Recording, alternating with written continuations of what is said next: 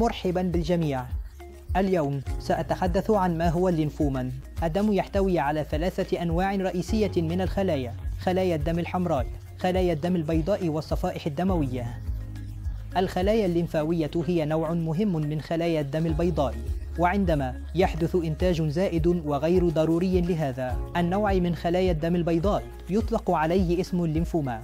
لذلك في هذه الحالة تتكون خلايا دم بيضاء زائدة في الدم وتذهب لتترسب في أجزاء مختلفة من الجسم. لذلك إذا كانت تريد معرفة ما هي الأعراض الشائعة للليمفوما، فإن أول شيء هو أي نوع من التجمع أو التورم في الرقبة، في منطقة الإبط، في منطقة الفخذ، يمكن أن يكون مؤشرا مبكرا على عملية ليمفومية.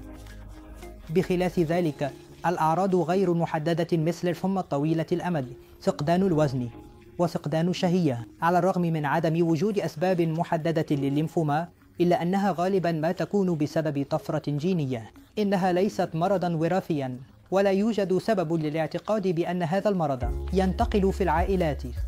فيما يتعلق بعلاج الليمفوما، هناك العديد من التطورات في شكل العلاجات المستهدفة والعلاجات المناعية.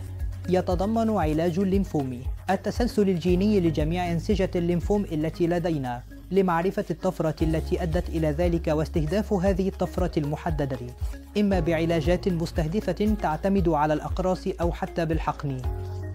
لقد أحدثت العلاجات المناعية ثورة في نتائج علاج الليمفوما مع علاج الخلايا التائية كور، الذي يساعدنا في إعادة برمجة جهاز المناعة في الجسم، ويطلب منه التعرف على الخلايا السرطانية وترك الخلايا الطبيعية دون مساس. بهذه الطريقة يكون العلاج فعالا مع آثار جانبية قليلة. شكرا لكم.